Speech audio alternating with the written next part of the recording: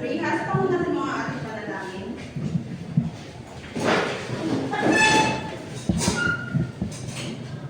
Amen. Magandang umaga mga bata. Magandang umaga din po. Bago kayo umupo ay siguraduhin niyo muna nakaayos ang inyong mga upuan. Hindi na mga magulang niyo pakikita sa harap, sa likod, at maging sa ilalim ng inyong mga upuan. Sige, pare na kami po. Salamat. Jiwel, itala mo nga ang liban sa klase ngayong araw. Sige, nagagala ko pong sabihin na wala po yung iba sa mga kailangan. Dahil wala lumiban sa klase ngayong araw, bigyan niyo nga ang inyong sarili ng isang Pakbet Club. Alam niyo ba kung anong Pakbet Club? Hindi po! Kaya sundan niyo na lamang muna ako. 1, 2, pak na pak, 3, 4, bet na bet. Okay, naiintindihan po ba? Okay, sabay nga po tayo.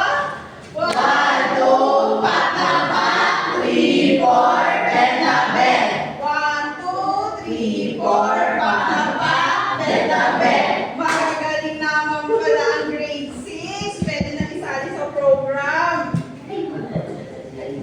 Ngayon naman, lagi natin tatandaan ang mga alituntunin dapat natin sundin sa loob ng paaralan or sa loob ng silid-aralan habang tayo nag-aaral. Maaari po ba natin sabay-sabay na sabihin ang ating mga alituntunin? Una, tumahimik. Pangalawa, makinig. Pangatlo, tumingin. Okay, dahil po dyan, tayo ay magbabalik-aral. Ano nga po ang napag-aralan natin itong nakarang aralin? Sige nga, Exi. Katipunan po. Mahusay. Kung gayon ay subukan nga natin kung talaga bang natatandaan ninyo ang ating aralin itong mga nakaraang araw. Okay, so para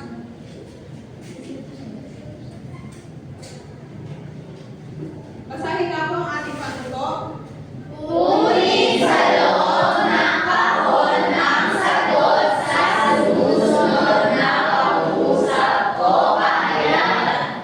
Sige nga, Jewel, sagutan nga po natin ang number 1. Ito ang murder.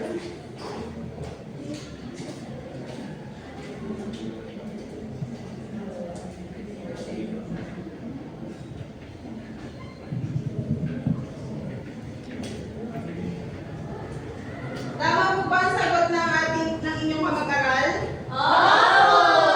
Tama, si Emilio Jacinto ang sumulat ng alituntunin ng katipunan. Para naman sa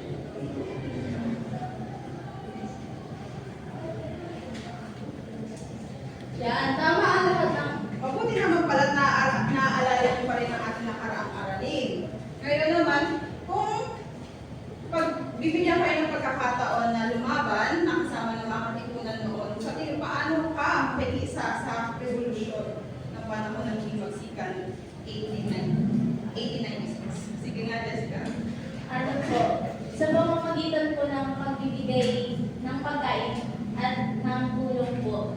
Dahil po babae ako, hindi po, syempre hindi naman po ako makakapaglaban po, makikipaglaban. So, yun po yung tutulong po ako sa abot ng aking kakayahan. Mahusay. Sino pa? Baka may iba pang gusto sumagot sa inyo. Sige nga, Ira. Nalaban po kami kasama yung mga katipunero. Yes, tama. Tulad ng mga katitunero, sila ay nagsisimbolo ng pagkakaisa, pagmamahal sa bayan. Sana, tulad din ng mga katitunero, ay itaglayin din natin ang mga karakteristik na meron sila. Ngayon naman, bago tayo dumako sa ating aralin, ay nais ko munang iparamdam sa inyo kung ano ba talaga ang pakiramdam ng pagiging malaya, kung ano ba talaga ang ibig sabihin ng pagiging malaya. Ngayon, para sa inyong sa gagawin natin ngayon, basahin na muna ang ating panutok. Isulat sa papel ang isang bagay na gusto niyong makalaya. Yan. Halimbawa na lamang, kalayaan sa pagiging tamad, kalayaan sa pag-gising ng maaga. Ngayon, upang maisulat nyo ang mga katagang iyan, ay pwede nyo kuhain or maaari nyo kuhain ang isang piraso ng papel sa gilid ng inyong mga upuan. Bibigyan ko lamang kayo ng 1 minuto upang isulat ang inyong mga nais.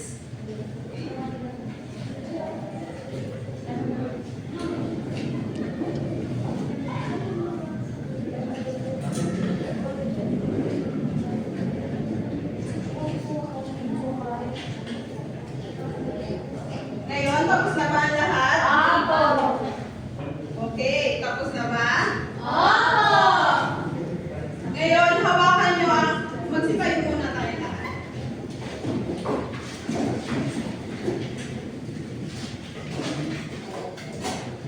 Okay? Ngayon, hawakan nyo ang inyong mga papel na para bang ito yung mga bagay na pumipigil sa inyong maging malaya. Ngayon, pagbilang ko ng 3, sabay-sabay natin itong pupunitin at sabay-sabay tayo sisigaw na para sa kalayaan! Okay, naiintindihan po ba? Ready? 1, 2, 3. Para sa kalayaan! Mahusay! Palakpakan niyo ang inyong mga sarili at tila ba parang kayo nakalaya na sa inyo.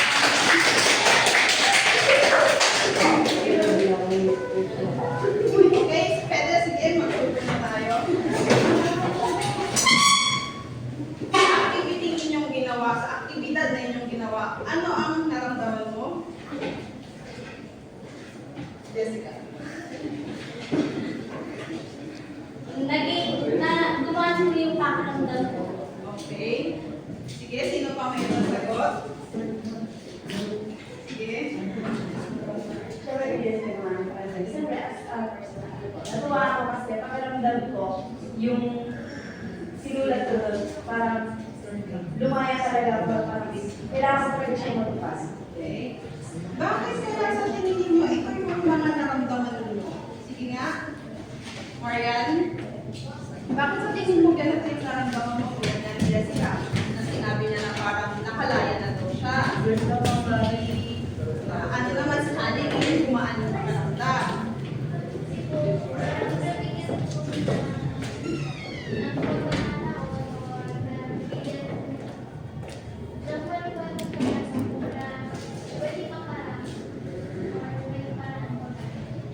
Okay. Bigyan niyo yung sarili ng isang A-club. Alam niyo ba kung anong A-club? Hindi po! Okay, kayakin niyo lamang ako ha. 1, 2, 3, 1, 2, 3, A! Galing. Ngayon naman, tulad ng ginawa ninyong aktibidades, ay meron din mga tunay na Pilipino na nakipaglaban para sa kalayaan nating mga Pilipino. At hindi lamang isang simpleng papel ang kanilang pinunit, kundi ito yung kanilang sedula na nagsisilbing ng pagsakop ng mga Espanyol sa atin. At ito ay ginawa nila sa lugar na tinatawag na Pugad Lawin. Kung bibigyan ka ng pagkakataon tulad ng mga bayani noon, ano ang ipaglalaban mo ngayon?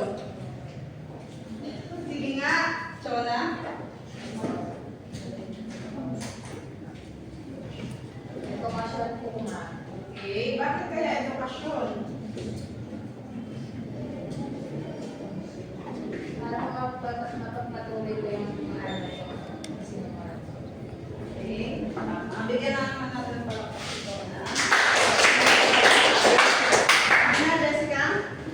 Yung corruption po ba? Ay, corruption. Well, timely siya ngayon, di ba? Corruption. So, handa na ba kayong marinig ang totoong kwento ng sa likod ng sigaw? Handa na ba kayo marinig ang kwento ng sigaw para sa kalayaan? Tara at alamin natin kung ano ba talaga ang nasa likod ng sigaw ng Pugad David.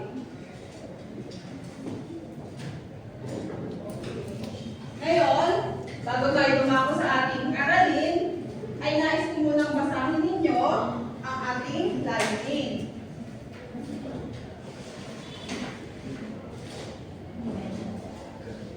Okay, pakibasa nga po. Natutukoy ang mga mahalagang tao na may malaking kontribusyon sa himagsikan. Nagpapakita sa graphic organizer ang layunin, pangyayari at pangunahing bayani ng himagsikan 1896. Naipapakita ang pagmamahal sa bayan at pagpapahalaga sa kabayanihan ng mga katipunero.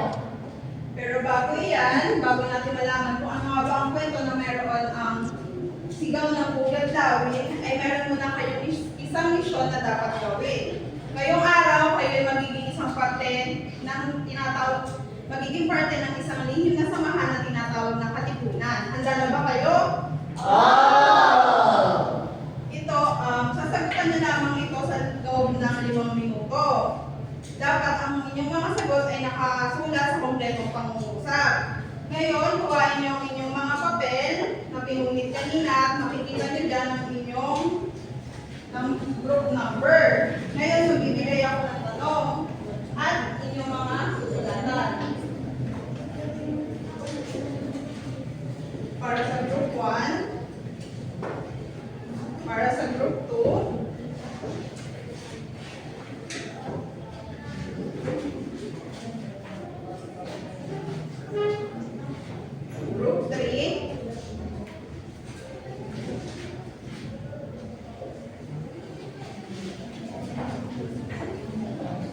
group 4, at group 5. Okay,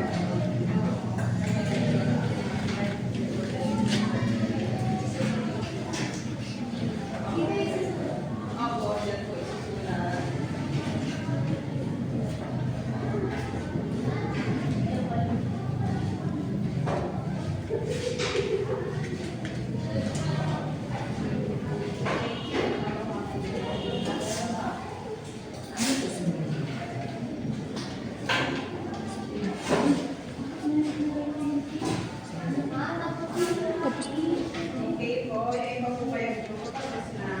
Okay pa, tayo na lang po natin.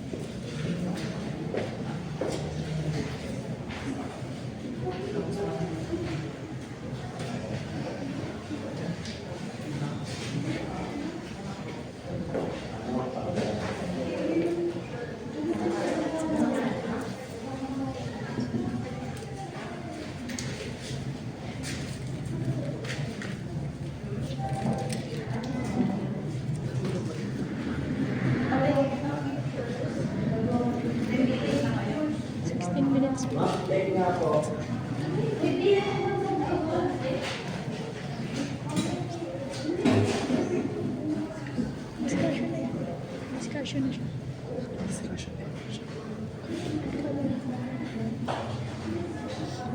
Activity na.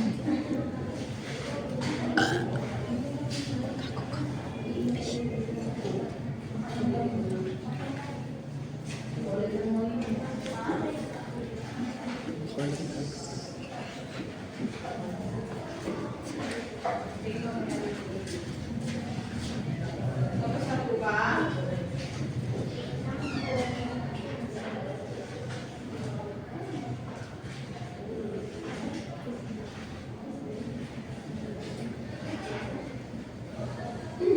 Okay, group 1, pwede nyo na pong i-delete ang inyong gawa.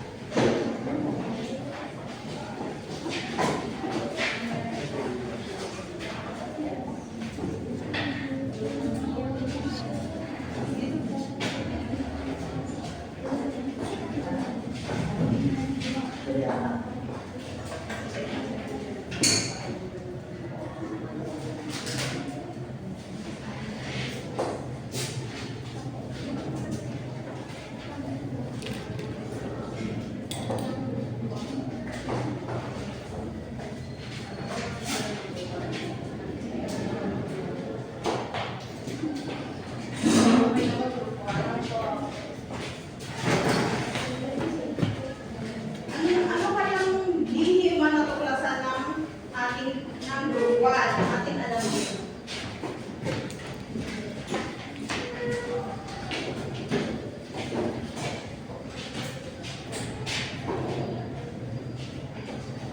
Ako'y pinuno ng lihim na samahan. Ama ng Katipunan ang aking tawag na bayan. Supremo ang bansag sa aking pangalan. Sino ako na nag-alab para sa kalayaan? Ang sagot po namin ay si Andres Bonifacio, ang pinuno ng lihim na samahan na tinatawag na Katipunan. Tama, si Andres Bonifacio ang pinuno ng Katipunan. At siya ang kanyang alias ay Supremo. Bakit kaya Supremo ang kanyang naging alias? Meron ba kayong ideya? Sige nga, Jirel. Kasi po siya po yung president. Yes, tama. Kasi yung Supremo is, sige, Ira, pwede lang po. Kasi yung Supremo ay nagsimula kung ano mga kuling alitutunin. Number 1, diba? So, yun nga, si Andres Bonifacio ay merong alias na Supremo. Bakit nga ba Supremo? Kasi ang salitang Supremo ay nagsimula sa Ingles na salita na Supreme. Ibig sabihin, pinakamataas sa lahat ng pinuno or yun nga, Presidente, pinuno. Alam niyo ba na ang Katipunan ay tinatawag noong Hulyo 7, 1892 sa isang kalye sa Kalye Ascaragan na ngayon ay tinatawag nating Claro and Recto Road. Yes. At alam niyo din ba na noong araw na si Dr. Jose Rizal ay dinakip ng mga Kastila, ay ito din ang araw kung kailan itinatag ang Katipunan. After madakip ni Jose Rizal is kinagabihan nagtipon-tipon ang ibang member ng La Liga Pilipina. Natatandaan pa po ba ang La Liga Pilipina? Yun. Nag-usap-usap sila upang gumawa ng panibagong samahan na samahan upang pangunahan ng revolusyon para sa kalayaan ng Pilipinas. Para naman sa pangalawang grupo, atin nyo nang itigil.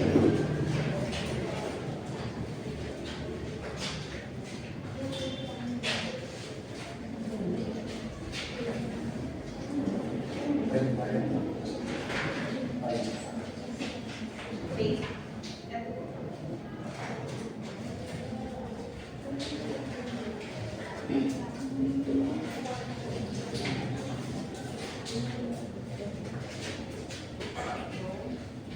Hindi espada ang simula, kundi pagkakaisa-una. Puso ang sandata, kalayaan ang kulang. Anong layunin ang dalang panatang sa mga anak ng bayan? Ano ang layunin ng katipunan?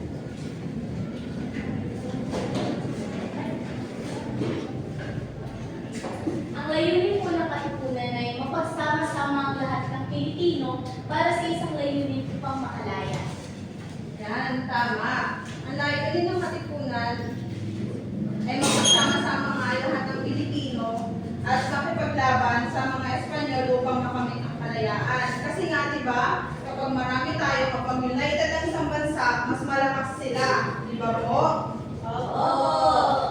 Kaya nagkaroon sila ng usapan na maging mataas ka man sa panahon ng mga Kastila o nasa baba ka man, basta dapat sama-sama sila. Para naman sa pangatlong grupo,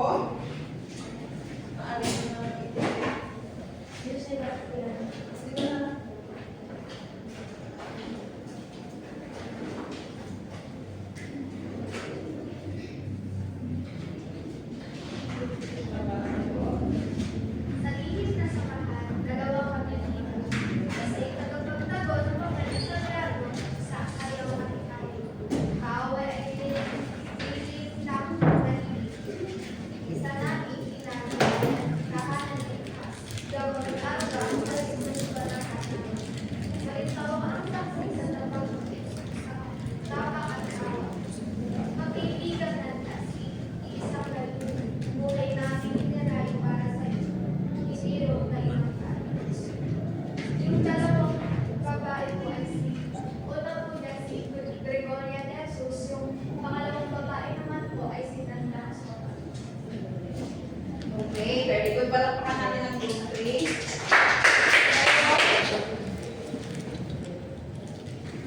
So, hindi lang pala kalalakihan ang naging parte ng himagsikan or naging tumulong sa himagsikan upang para makamit natin ang kalayaan. Naging mga babae pala ay naging parte din ito. Ngayon, sa tingin ninyo, ano kaya ang naging parte ng mga babae ng himagsikan 1896? Sige, Jessica. Ang naging parte po, specifically ano po ni, sa tingin ko po si Tanang Toro po yung nag-alala sa mga sugatan. Tapos po pagaling. So, tama si Jessica. Mahusay, Jessica. So, punta muna tayo kay Gregoria de Jesus. Nakikilala niyo ba kung sino si Gregoria de Jesus? Yes. Sino? Yes, tama. Si Gregoria de Jesus ay ang kabiyak ni Andres Bonifacio o asawa ni Andres Bonifacio. Alam niyo ba, malaking partisipasyon ang nagawa ni Gregoria de Jesus dahil ng panahon ng katipunan at panahon ng himagsikan, siya bilang nakambini ang nagtatago ng mga halagang dokumento na meron ang katipunan. So, hindi lang pala mga lalaki, no? At maging mga babae, malaking parte din. Nung una, mga lalaki lamang ang lumalaban or naging parte ng katipunan, pero di naglaon, parang nangamba ang mga babae na para sa kaligtasan ng kanilang mga asawa or ng kanilang kamag-anak, gumawa ng samahan ang katipunan para lamang sa mga babae na sila ang nag-iingat ng mga dokumento. At isa pa sa pinakamahalagang partisipasyon nila is tuwing magpupulong ang mga katipunero sa isang bahay, nandun din ang mga babae at nagsasayawan sila, nagkakantahan sila, nagsasaya sila Bakit kaya sa tingin mo ganun yung ginagawa nila habang nagpupulong ang mga katipunero? Meron pa bang ibang kamay? Sige nga, Ira.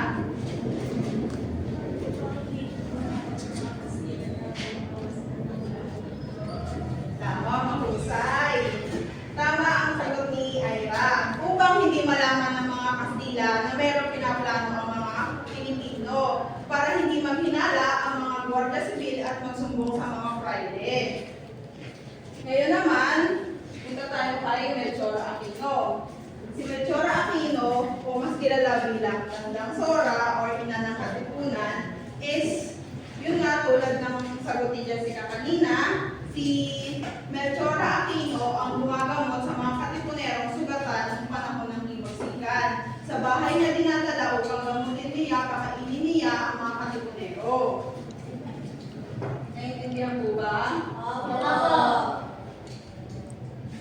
Para sa group number 4, maaari niyo pong i-edit.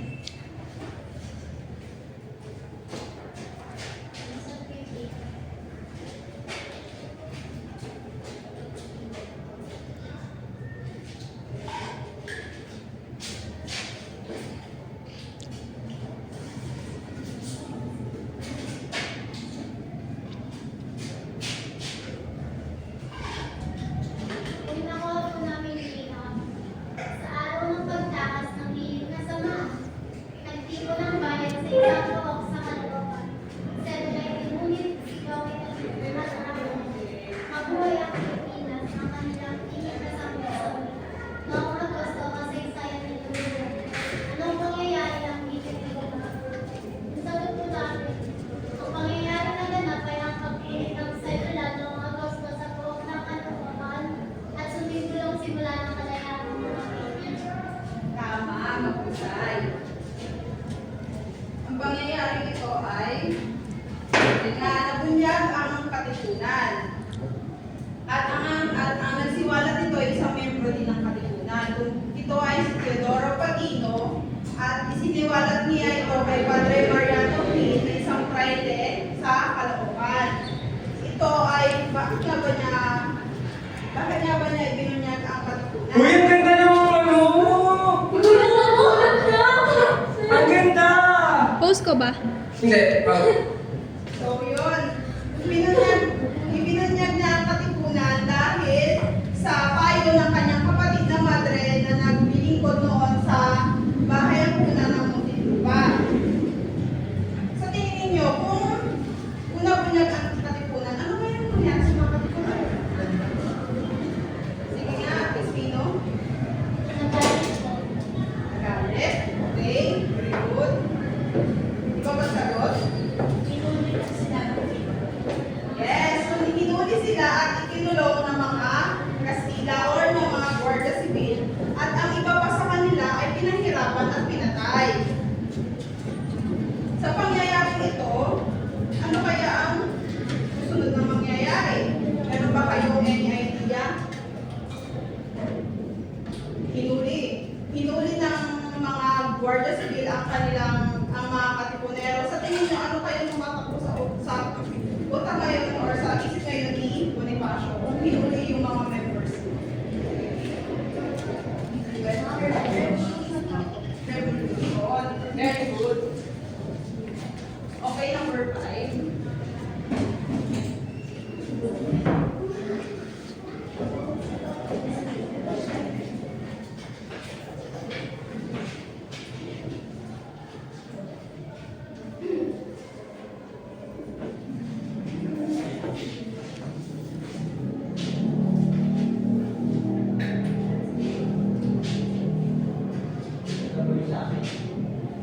Sa ilo ng gabi, hindi may natulyag. Isang kasamahan ang nasiwalat. Dalay polyeto at papeles ang natagpuan. Kaya marami ang ikinulong sa nagsibay na pigitan.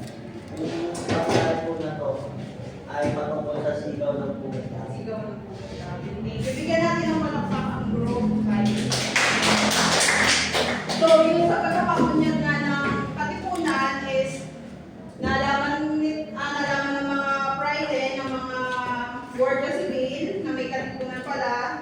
Tapos dinala ni ni Patino yung mga Guardia Civil kung nasaan yung mga imprenta na itinatago ng Katipunan. At ito ang pinahinatnan na ito yung pangyayari kung saan naganap ang sigaw ng Pugad-Lawin. Sa pangyayaring ito, nagpatawag si Andres Bonifacio ng isang pulong at napagkasunduan nga nila na simula na ang himagsikan. At sa araw din iyon ay nagdesisyon sila na punitin ang kanilang mga sedula tulad na lang ng ginawa natin kanina. Na ito nga yung parang nag-aakalas na sila na pinapatunayan nila na galing na talaga sila, na sawa na sila sa pang-aaki ng mga fraile. Ayan, siguro. Ito ay nangyari noong Agosto 23, 1896. Yun nga, nagpulong sila sa Balintawak, sa bahay ni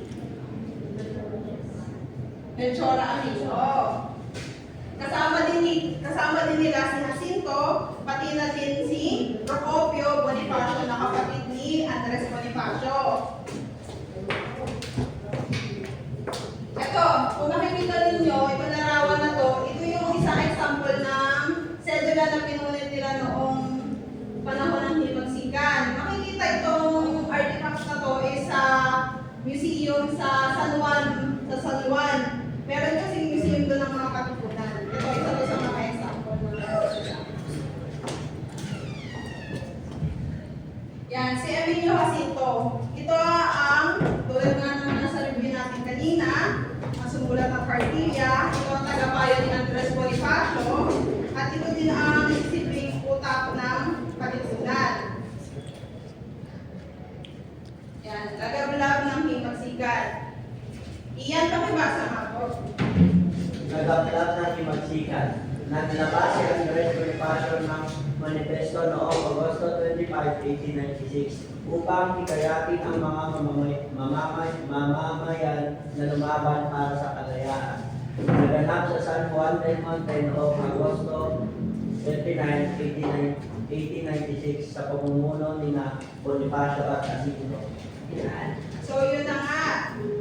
Naglabas si Andres Bonifacio ng isang manifesto. Pag sinabing manifesto, parang declaration ng war na yun.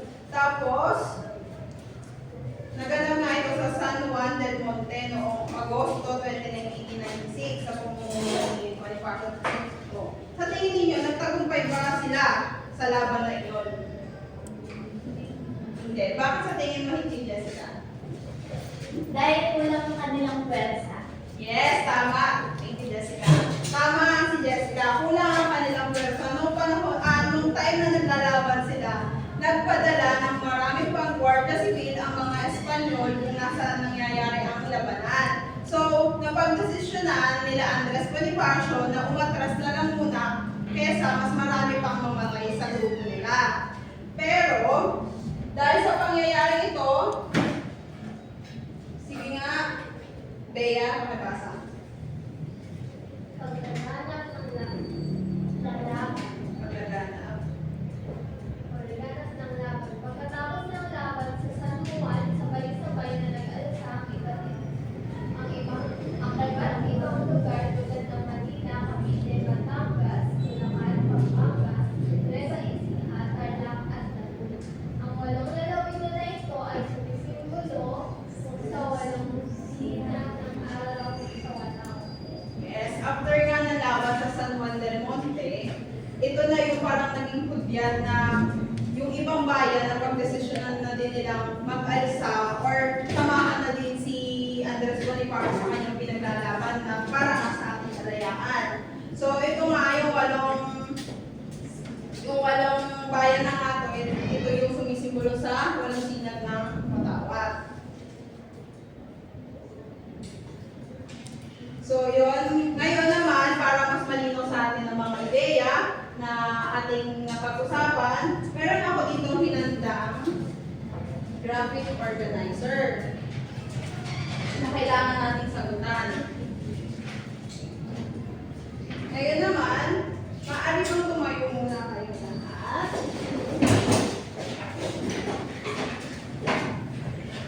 Okay, the boat is sinking.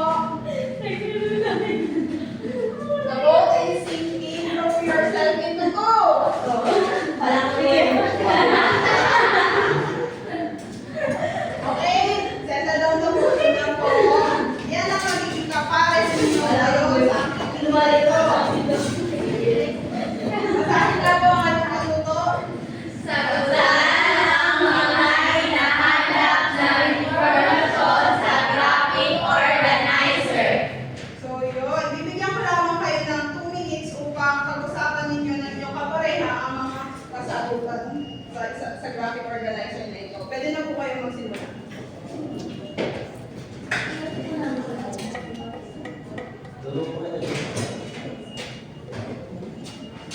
Tapos na po ba ang lahat? Sino kaya ang unang pares ang gustong sumagot sa ating mga layunin? Sige nga, Ira. Jewel. Opo, susulat po.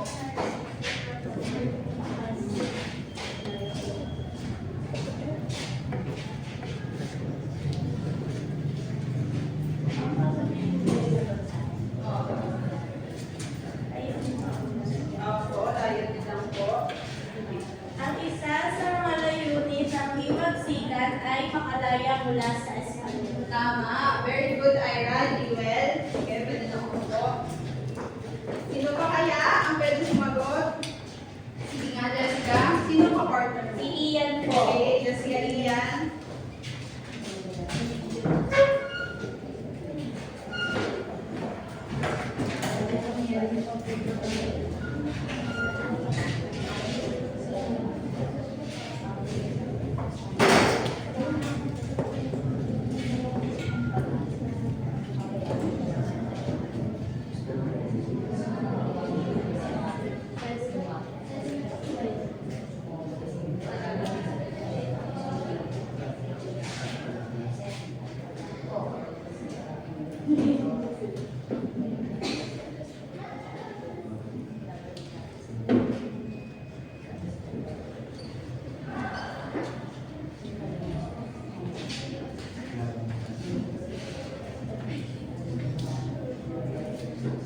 Sino nga po uli ang ama ng katipunan? Kapag nagsasagot ang mga kapag-aral?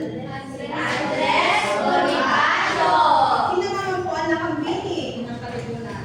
Gregoria de Jesus! Eh, sino naman po ang ina ng katipunan? Tanang Sora! Sino naman ang utak ng katipunan? Emilio Jacinto!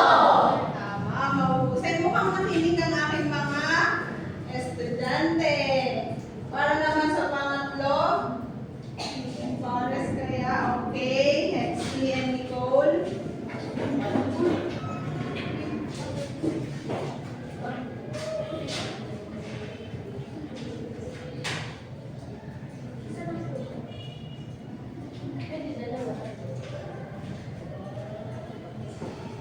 Ano nga po ulit ang layunin ng katipunan? Tama. At bukod sa pagkakalaya ay ang pagkapantay-pantay ng mga Pilipino. Lahat ng Espanyol. Kaya na naman po kaya ang mga pangyayari na ganap noong himagsikan 1896. Pagpunit ng sedula at pag-aklas. May isa pa po. Evolution. Isa pa po. Pagtitipon. Pagsigaw. Sa sulat lang. Sulat natin. Ano pa po? Pag-aklas ng balagwan sa pag-aklas ng katipunan. Okay, pag-aklas ng katipunan. Ano po? Chona, makitayo po. Pagtuklas po. Okay, magpagtulas. Dahil dyan, tutungo naman tayo sa pangalawang activity po natin. Ito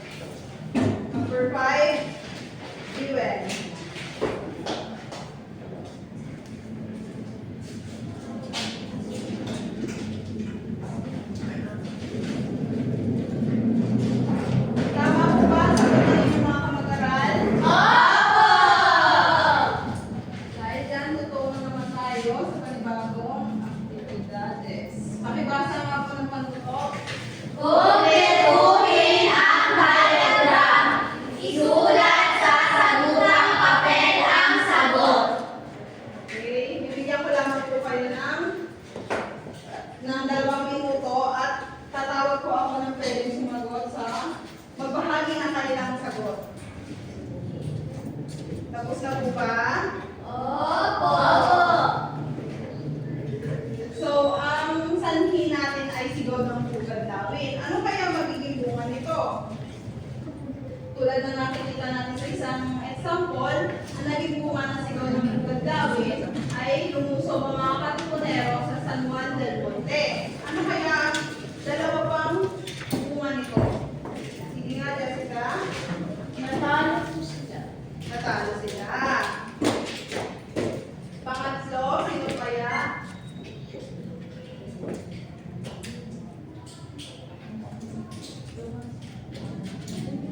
Sige, Hanilin. Nahuli po sila. Mahuli. Sige, thank you. Sino pa? Jewel?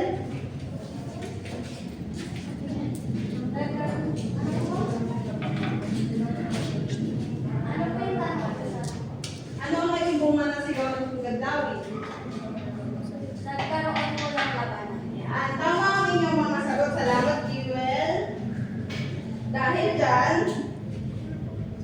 ano kaya sa tingin ninyo ang dahilan kung bakit ginawang lihim ang katipunan? Sige nga, Jessica. Ay, dahil po ito'y parang pagliwan sa kasalukuyang gobyerno ng Pilipinas. Thank you. Sige nga, Ian. Sasalita ka kanina. Nahuli po yung kasamahan nila. Nahuli yung kasama. Sige nga, isa pang sagot. Sige, Ira. Para po magpatuwa na ng maayos yung gagawin nila. Magaling. Thank you, Ira. So, sa inyong palagay, ano ang pinakamahalagang kontribusyon ng mga katipunan sa ating kalayaan? Sige, Marian. Tulad po nila yung Yes, tama. Ang mga bayani ay nagkakaisa at nagsakripisyo para sa ating kalayaan. Bilang kabataan, maipakita natin ang pagmamahal sa sarili nating bayan sa pamamagitan ng pagiging matapat, masipag, at mababayan. Sa inyong palagay, paano mo maipakita ang tatlong binanggit ko kanina? Pagiging matapat, pagiging masipag, at pagmamahal sa bayan or paggalang sa bayan.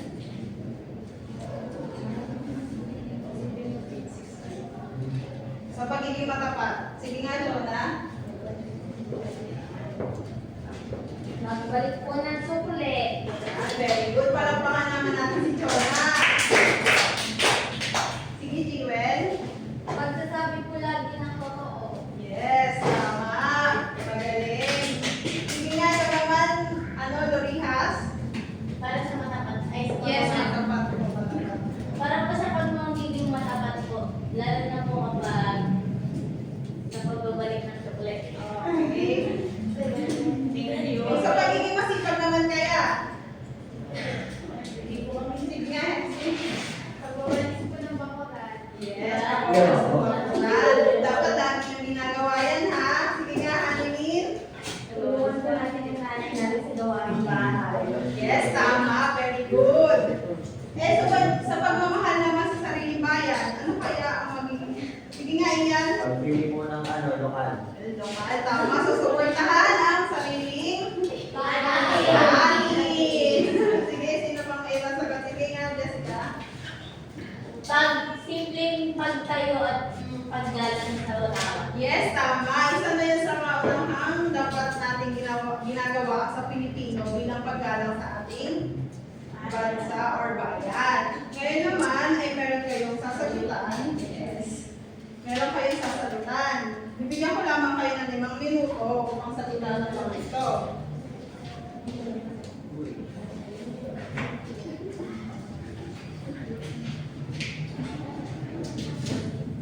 Ma'am, sobra po.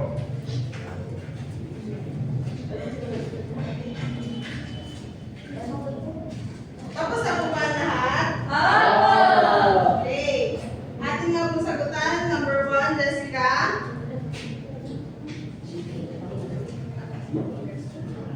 Ang petsa ng pagtuklas sa samahang KBKM. Si po, Hulyo 7, 1892. Yes,